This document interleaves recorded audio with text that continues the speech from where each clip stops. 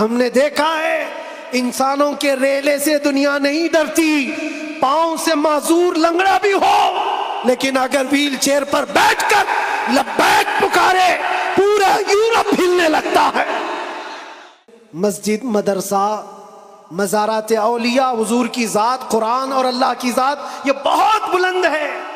صرف تمہاری داڑھی کی طرف بھی انگلی اٹھانے کی کسی کی ہمت نہ ہوتی اگر تم سچے غلام ہوتے، کیونکہ یہ اللہ کا وعدہ ہے، وَلَا تَهِنُوا وَلَا تَحْزَنُوا وَأَنْتُمُ الْأَعْلَوْنَ إِن كُنتُم مُؤْمِنِينَ۔ تم گھبراؤ مت، پریشان مت ہو، تم سب سے زیادہ بلند رہو گے اگر تم سچے ایمان والے ہو۔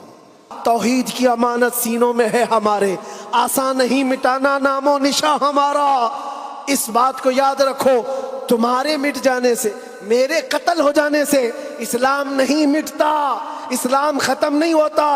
اندھے لوگ اگر یہ سوچ کر کے بم برسا رہے ہوں، قتل عام کر رہے ہوں تو انہیں کان کھول کر سوچ لینا چاہیے، کربلا کی دھرتی پر امام حسین کے پورے خاندان کو قتل کر دیا گیا، اس وقت جب اسلام نہیں رکا تھا، تو اس سیلاب سے کبھی اسلام نہیں رکنے والا۔ دنیا کو پتہ ہے یہ سویا ہوا شیر جاگ گیا تو بہتوں کی نیند حرام کر دے گا۔ جتنے کتے ہیں سب بل میں چلے جائیں، حقیقت ہے جتنے کتے ہیں سب بل میں چلے جائیں۔ اور مجھے لوگ یہ کہتے ہیں کہ ڈر لگتا ہے، پھر آپ کتا کہہ رہے ہیں۔ میرے عزیزو، ہم ہندوستان میں رہتے ہیں، ہماری ہر گلی کوچے میں کتا ہوتا ہی ہے۔ مجھ سے باضابطہ طریقے سے سوال جواب کر رہے تھے، آپ تقریر میں اس طرح سے کہہ رہے ہو، کتا کہہ رہے ہو، کتا کہہ رہے ہو۔ میں نے کہا کس کو کہہ رہے ہو؟ میں نے کہا کتے کو کتا کہا، کس کو کہا جائے گا؟ ہم کتے کو کتا نہ کہیں تو آپ بولے ٹامی بولے، مجھے اس سے لینا دینا نہیں ہے۔ بات یہ ہے کتے کیوں بھوک رہے ہیں اس سے کیا غرض، شیر کیوں سویا ہے اس سے غرض ہے۔ مجھے کون پہچانتا تھا، میں کس خاندان سے ہوں یہ میٹر نہیں کرتا، میں اپنے باپ کے نام سے، اپنے خاندان کے نام سے یا کوئی سیاسی عہدہ رکھنے کی وجہ سے نہیں پہچانا جاتا، بلکہ اگر پہچانا جاتا ہوں تو صرف اس بنیاد پر جب تک بکے نہ تھے تو کوئی پوچھتا نہ تھا، یا رسول اللہ تم نے خرید کر ہمیں انمول کر دیا، لبیک یا رسول اللہ۔ بارگاہ رسالت مآب صلی اللہ علیہ وسلم میں درود پاک کا ہدیہ پیش کریں۔ اللہم صلی علی سیدنا و مولانا محمد معدن الجود والکرم وآلہ واصحابہ الکرام وابنہ الکریم وبارک وسلم صلاة دائمة سرمدا ابدا۔ پھونکوں سے یہ چراغ بجھایا نہ جائے گا،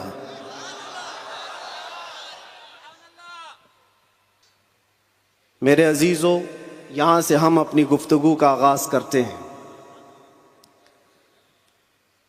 آپ کے ہاں اتنا بڑا مجمع جو بیٹھا ہوا ہے، میں محسوس کرتا ہوں کہ علم کا ایک قلعہ آپ کے پاس موجود ہے، علماء کا ایک ذخیرہ موجود ہے، اور بہترین بولنے والے علماء ہیں۔ ناظم اجلاس مجھ سے پیشتر جس طرح سے انہوں نے مدرسے کا تعارف کرایا ہے، اللہ تعالیٰ اس مدرسے کو ہمیشہ شاد و آباد رکھے، مرکز اہل سنت و جماعت، مرکز عشق رسول بنائے۔ ہماری یہاں پر اتنے لمبے سفر کر کے آنے کی ضرورت نہیں ہوتی، اور میں یہ جانتا ہوں کہ لوگ سننا کم اور دیکھنا زیادہ چاہتے ہیں، اور اس کی وجہ بھی ہے کہ دنیا اپنے اپنے حساب کے مجرے کرنے والے سیلیبریٹیز کو دیکھتی ہے، تو یہ امت محمدیہ ہے، نبی کے قیدی کو دیکھنا چاہتی ہے۔ ظاہر سی بات ہے، جیل سے چھوٹنے کے بعد آدمی چہرہ چھپا کے گھومتا ہے، ہوتا ایسی ہی ہے، جیل کاٹ کے آیا ہے، سزا کاٹ کے آیا ہے، لوگ اس کو دیکھ کر کے تانے مار رہے ہوتے ہیں اور وہ منہ چھپا کر گھوم رہا ہوتا ہے، لیکن یہ قانون ہر جگہ فٹ نہیں ہوتا۔ وہ اور ہوتے ہیں جو چہرہ چھپا کے گھومتے ہیں، جو نبی کے نام پر جاتے ہیں، وہ یہاں بھی چہرہ اٹھا کے جیتے ہیں، اور انشاءاللہ قیامت کے دن بھی چہرہ ان کا سرخرو رہے گا۔ اس لیے کہ اقبال نے بہت اچھی بات کہی، آبرو ما زنا میں مصطفیٰ است، ہم سب کی عزت و آبرو مصطفیٰ کے نام سے وابستہ ہے۔ اور اللہ کریم قرآن عظیم میں ارشاد فرماتا ہے وَلِلَّهِ الْعِزَّةُ وَلِرَسُولِهِ وَلِلْمُؤْمِنِينَ، عزت اللہ کی ہے، رسول کی ہے اور مومنین کے لیے ہے۔ ہم نے دیکھا ہے میرے عزیزو، جن لوگوں کو آج سیلیبریٹی کہا جاتا ہے یا پاورفل شخصیت کہا جاتا ہے، سیاست میں آنے کی وجہ سے یا پھر گلیمر کی دنیا میں آنے کی وجہ سے، ٹیلی ویژن کے اوپر آنے کی وجہ سے، ان کے حالات ایسے ہیں کہ جب تک جوانی ہے ان کی چاندنی ہے، اور جب تک ان کا شباب ہے وہ چمک رہے ہیں۔ جہاں چہرے پہ جھریاں پڑ گئی نیا ہیرو آ جائے گا، دنیا ایک نیا ہیرو اپنا ڈھونڈ لیتی ہے، اور یہ دنیاوی حسن و جمال پر اترانے والوں کی زیادہ لائف نہیں ہوتی، وہ برقرار نہیں رہ سکتے، نہ ہی سیاست کی کرسی پر بیٹھ کر کے اقتدار جمانے والے۔ ہم نے ان کو بھی دیکھا ہے، نئی پارٹی آئی اور بوڑھے کو سائیڈ میں لگا دیا گیا، اب بوڑھوں کو کوئی پوچھتا بھی نہیں ہے، 40 سال بیچارے خدمت کرتے رہے اور آج ریٹائرمنٹ کی کربناک زندگی گزارنے پر مجبور ہو گئے۔ لیکن یہ مصطفیٰ کی غلامی کی دنیا الگ ہے۔ یہاں حضور پاک صلی اللہ تعالیٰ علیہ وسلم کا غلام ایک عالم دین جتنا بوڑھا ہوتا جاتا ہے اتنی عزت اس کی بڑھتی چلی جاتی۔ یہاں بوڑھوں کی عزت کم نہیں ہوتی، بلکہ اس کو بوڑھا کہاں کہتے ہیں؟ جوان بیٹھے ہوتے ہیں لیکن بوڑھے عالم دین کو فیصل بنا کر بٹھاتے ہیں۔ جو زیادہ عمر والا ہو گیا، وہ تجربے والا زیادہ ہو گیا، اس کی عزت بڑھتی چلی گئی، اس لیے کہ یہ عزت پاؤڈر لالی کی عزت نہیں ہے، یہ میرے مصطفیٰ کے قدموں سے حاصل کی ہوئی عزت ہے۔ ہم نے دیکھا ہے مرشد گرامی حضور تاج الشریعہ بدر الطریقہ کو، عمر 75 سال کی ہو گئی، بڑھاپا تھا، لیکن ایک جگہ انہیں بٹھا دیا جائے اور لاکھوں کو ایک طرف، دنیا لاکھوں کو دیکھنا چھوڑ دے گی، اس ایک مرد قلندر پر دیکھتی رہ جائے۔ کیا یہ حقیقت نہیں؟ ان کو دیکھی ہوئی آنکھیں موجود ہوں گی۔ وہ حسن و جمال نبی پاک صلی اللہ تعالیٰ علیہ وسلم کی غلامی سے حاصل کیا ہوا حسن و جمال ہے۔ اسی لیے میرے عزیزو یاد رکھو، اسی بات پر میں کہتا ہوں آبرو ما زنا میں مصطفیٰ است، ہم سب کی عزت و آبرو مصطفیٰ کے نام سے ہے۔ ہر چے دری دنیا باد مصطفیٰ است، جو کچھ اس دنیا میں ہمارے پاس ہے وہ نبی کے بعد ہے۔ جو بھی رشتہ ناتا ہے، جو بھی تعلق ہے، وہ سب حضور پاک کے بعد ہے۔ نبی سے ہو جو بیگانہ اسے دل سے جدا کر دے، پدر مادر برادر جان و مال ان پر فدا کر دے۔ یہ ایمان کا تقاضا ہے اور ایمان اسی کا نام ہے۔ اور اعلیٰ حضرت امام اہل سنت فاضل بریلوی کیا فرماتے ہیں؟ ایمان کسے کہتے ہیں؟ اس کی دو چند مثالیں آپ کے سامنے رکھتا ہوں، اور جب یہ ایمان آ جائے تو میرے عزیزو، یہ جو آندھیاں چل رہی، یہ جو طوفان آئے ہوئے ہیں، یہ رخ موڑ لیں گے۔ اس لیے کہ سنا ہے قدسیوں سے میں نے کہ وہ شیر پھر ہوشیار ہوگا۔ اقبال نے کہا تھا، نکل کر کے صحرا سے جس نے الٹ دیا تھا تخت روما کو، سنا ہے قدسیوں سے میں نے کہ وہ شیر پھر ہوشیار ہوگا۔ وہ مکہ کے رہنے والے، مدینہ طیبہ کی چٹائیوں پر بیٹھنے والے، ایک کھجور پر پورا دن اکتفا کرنے والے، پیوند لگے کپڑے پہننے والے، وہ رسول پاک کے غلام، لیکن نکلے تھے مکہ سے پیوند لگے کپڑے بغیر چپل کے۔ اس وقت کی دو سپر پاور طاقتوں کو گھٹنے ٹیکنے پر مجبور کر دیا تھا۔ تخت روما کو الٹ دیا تھا، رومن ایمپائر، اور پرشین ایمپائر جن کو قیصر و کسریٰ کہا جاتا ہے، دونوں کو جھکنے پر مجبور کر دیا تھا۔ تاریخ کی یہ سچائیاں بتاتی ہیں۔ کون لوگ تھے وہ؟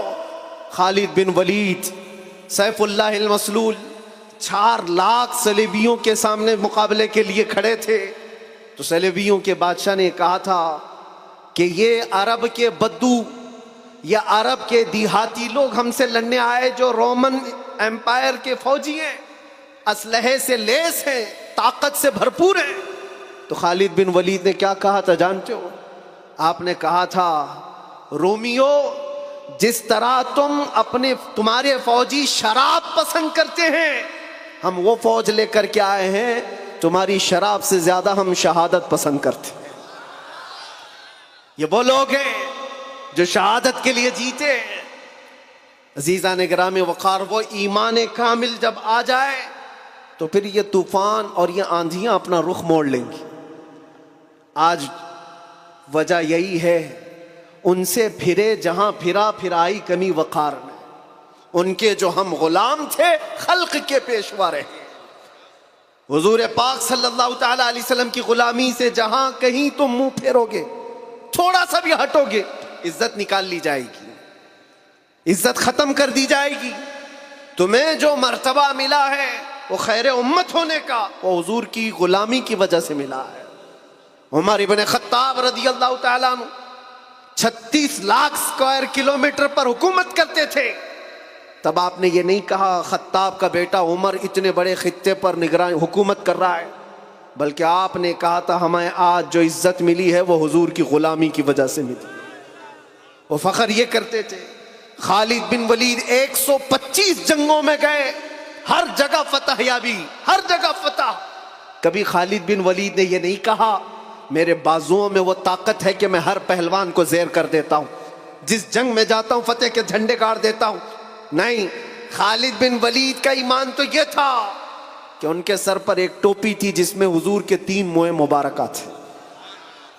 وہ فتح کا صحرا انہی موئے مبارک کو دیتے اور کہتے یہ نسبت میرے ساتھ ہے، اس لیے اللہ مجھے ہر جگہ فتح عطا کرتا ہے۔ انہیں جو عزتیں ملی تھی دنیا میں، جو اقتدار ملا تھا، وہ حضور کی غلامی کی بنیاد پر، اور آج ہمارے پاس جو عزت ہے وہ حضور کی غلامی کی وجہ سے۔ نبی پاک صلی اللہ تعالی علیہ وسلم کی بات کرتے رہو۔ ایک جملہ میں اکثر کہا کرتا ہوں، ان کی بات کرو ہر دل پہ راج کرو، ان کی بات کرو ہر دل پہ راج کرو۔ دیکھنا آپ جو اس مذہب میں اس طریقے پر جتنا بڑھتا جاتا ہے اللہ اس کی عزت میں اضافہ کرتا ہے۔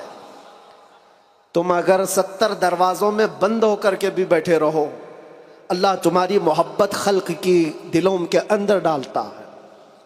ہم نے ایسے ایسے علاقوں کا سفر کیا جس کا نام میں نے زندگی میں کبھی سنا ہی نہیں، گاؤں ہے، دیہات ہے۔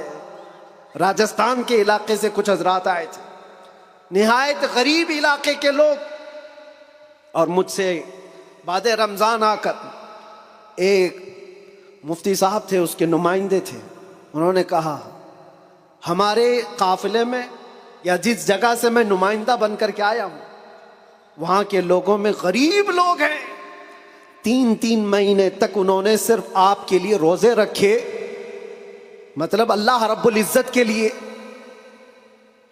کہ آپ جب اندر تھے ان روزوں کے ذریعے سے اللہ تبارک و تعالی رحم فرمائے۔ یہ باتیں میں نے ایک جگہ سے نہیں، دنیا کے کتنے خطوں سے سنا۔ ہر جگہ سے لوگ یہ جو دعاؤں کا سلسلہ رکھے ہوئے تھے، کس نے ان کو دعاؤں کے لیے آمادہ کیا تھا؟ کون ہے؟ یہ ساری خلقت مجھے پہچاننے والی کیسے بن گئی؟ ان کے دلوں کے اندر کون ڈالا کہ 8 مہینے دروازوں کے اندر ایسا بند تھا کہ میرے بچے مجھے نہیں دیکھ سکتے تھے، میرے بھائی بہن مجھے دیکھ نہیں سکتے، مجھے ملاقات کرنے کی بھی اجازت نہیں دی جاتی۔ جب اتنے دروازوں کے اندر بند رکھا گیا تھا جہاں چڑیا بھی نہ اڑے، لیکن میں نے یہ محسوس کیا لاکھوں دلوں میں اللہ رب العزت نے محبت ڈال رکھی تھی۔ اس کی وجہ یہ ہے، چوری کر کے گیا ہوتا، لوٹ مار کر کے گیا ہوتا تو لوگ یہی کہتے کہ کچرا تھا چلا گیا۔ حضور پاک کی بات کر کے جائے تو مرنے کے بعد بھی اللہ اس کو دلوں کے اندر زندہ رکھتا۔ یہ تو قید خانے کے اندر گیا جہاں سے آنے کی امید ہوتی ہے، قبر کے اندر بھی جائے تو اللہ تعالیٰ اس کا نام زندہ رکھتا ہے۔ اسی لیے میرے عزیزوں، ایک نقطے کو سمجھ جاؤ، حضور پاک صلی اللہ تعالی علیہ وسلم کی محبت اور ان کی غلامی یہ اصل ایمان ہے. اور یہ ایمان جس وقت آ جائے بڑے بڑے طوفانوں کا وہ مقابلہ کر سکتا ہے.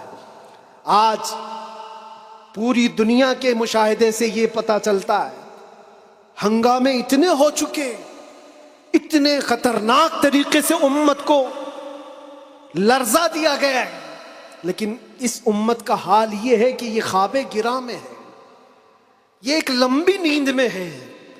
ہمارے نوجوان، وہ بچے جن کو میں آج بھی نشے کے اڈوں پر دیکھتا ہوں تو دل روتا ہے.